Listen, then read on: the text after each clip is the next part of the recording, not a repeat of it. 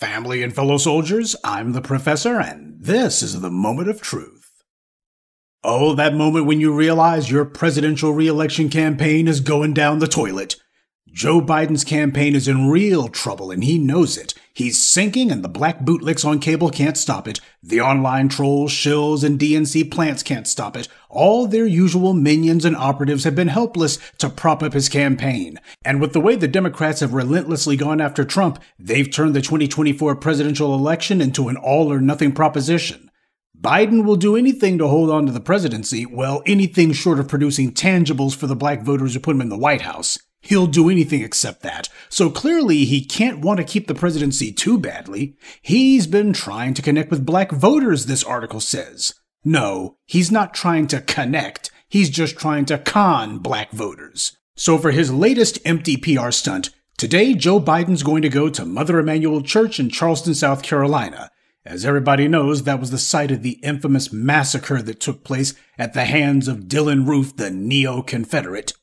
Now, the head of the Charleston County Democratic Party said that Biden is working to expand voting rights and strengthen our democratic institutions. Yawn.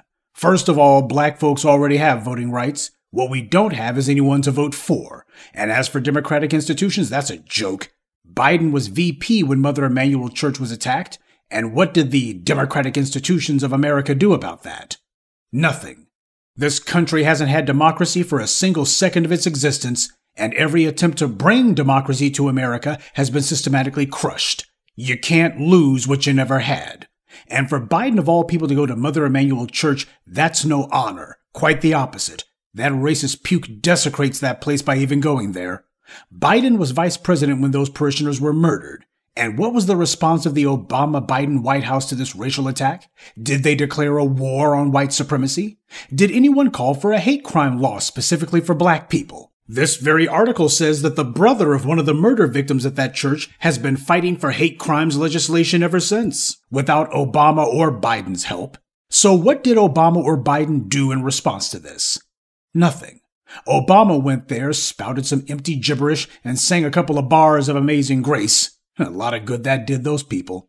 He didn't do anything concrete. He offered nothing because, as we all know, that's the DNC's own internal policy regarding black people. Pretend to give us phony sympathy, but under no circumstances is anyone to pledge to do anything for us.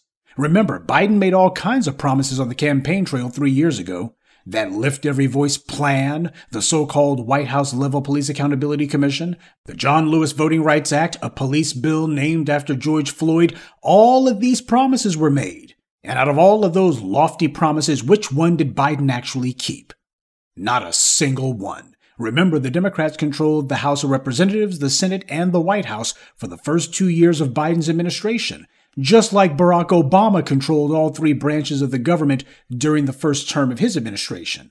And just like Obama, Biden hasn't done anything, not because he didn't have the levers of power, but because they didn't want to do anything to begin with. That's what this entire con game is about.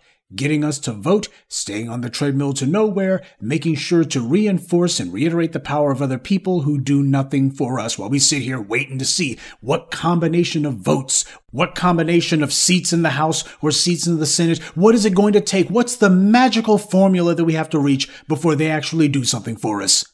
There isn't one. And as for reparations, naturally Biden hasn't said a word about that, and the white media isn't either. They're trying to stay away from that one. But his vice president said something. Kamala Harris said she wasn't going to do something that only benefits black people.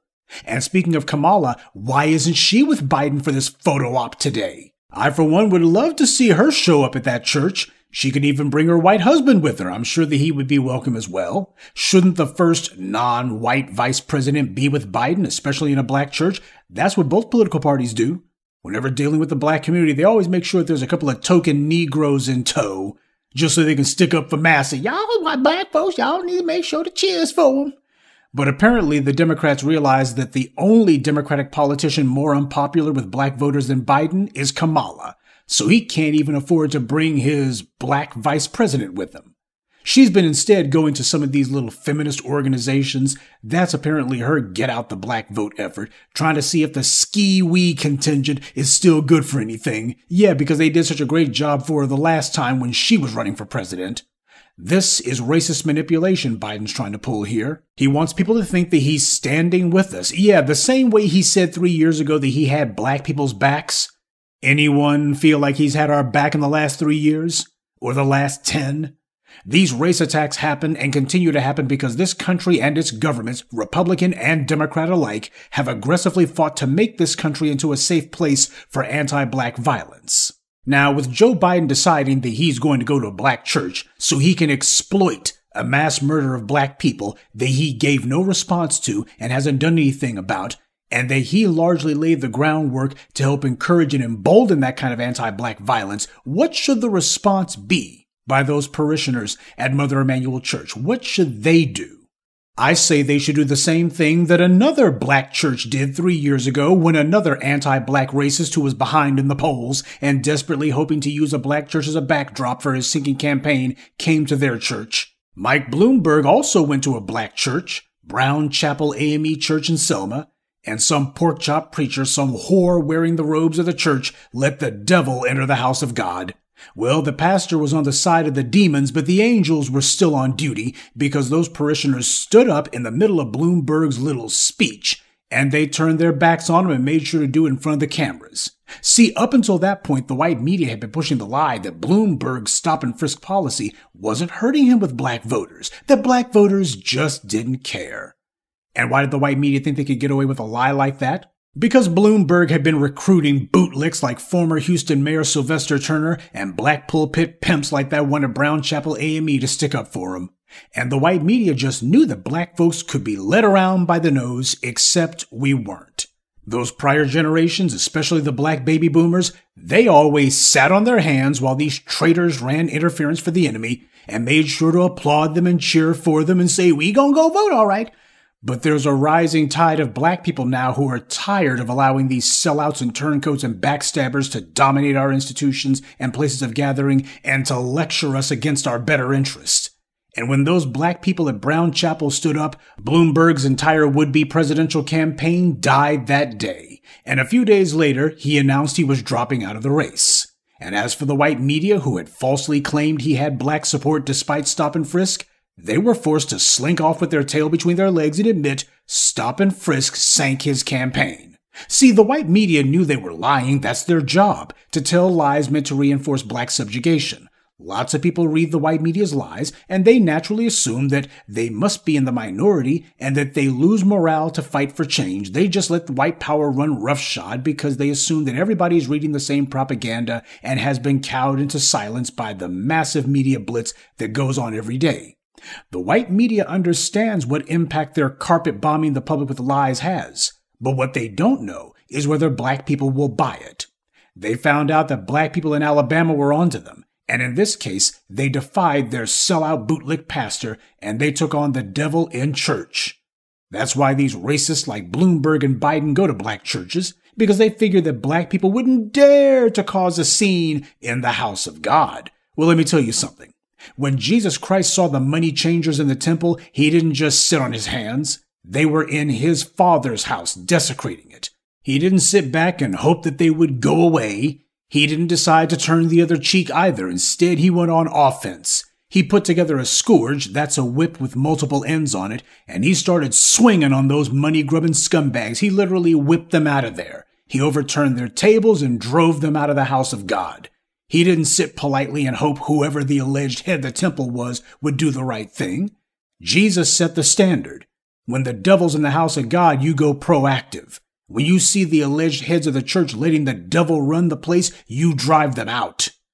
Biden ought to be protested if he dares to go there. The pastor should be the main one making it clear that Biden hasn't done anything about the atrocity that occurred there 9 years ago, and he's coming back looking for black votes. The Bible makes it very clear that when a thief steals from you, he has to repay it sevenfold. So far, this country has paid none of its debt to black people who built this nation. And Biden and his co-conspirator, vice president, they've declared that they will never pay what is owed. So how the hell would we look supporting that? The Congressional Black Caucus has no credibility. The black church has been exposed as a whorehouse. So now we see these suckers reduced to this. I find it very interesting that Biden didn't give weeks and weeks of advance notice of this PR stunt. This is going to be just another stage-managed event, no different than the kinds of things Roger Ailes would advise Richard Nixon and other Republican politicians to do. And don't kid yourself. The Democrats are painfully aware of what low regard the black community holds Biden in. You may not think about what happened to Bloomberg, but I can promise you a lot of Democrat politicians do. They will make sure to front-load the pews of that church with as many local DNC shills as possible. The pastor will no doubt give a cautionary pep talk ahead of Biden speaking, and he'll be telling the people in the church, please don't boo the president. Don't be protesting in church now. People is watching nows. We got to be on our best foots nows. It will be the Democratic equivalent of what happened with that bunny ruckus down in Florida, Jacoby Pittman, when she told the black people of Jacksonville not to boo Ron DeSantis, even though that animal encouraged a mass murder of those very same black people. Emmett Till was supposed to have his murderers put in prison. Instead, Joe Biden did nothing. He stayed quiet while liars like Merrick Garland said there was nothing they could do. They were protecting the murderers of a child all the way to her grave. And here they are trying to high-pressure sell us on voting for them. And what exactly are their priorities then? Voting rights, abortion, LGBT access to transgender bathrooms, and democratic institutions, whatever the hell that is. Just more empty words. Well, I've got some words for Biden, and they're anything but empty. No reparations, no vote, no kidding. He can visit all the black churches he wants. He can go ahead and try to put on his black scent for the congregation. We all know how well that worked for Hillary Clinton, don't we? But if he thinks that simply standing behind a couple of pulpits is going to magically get him the black vote, then he's going to learn the hard way that he doesn't have a prayer. Or to put it in terms that Biden and the rest of his handlers can understand, if you can't figure out whether or not Biden coming to your church is a bad thing, then you ain't black. Good day, and be one. I'd like to take a moment to mention some of our contributors. Sakina Collins, Richard Allen Lavelle, Frederica Moore, Camille Tyson, and Dia Williams. Salute to them and thank you to everyone for listening, liking, and sharing this message. Black empowerment only exists because of you.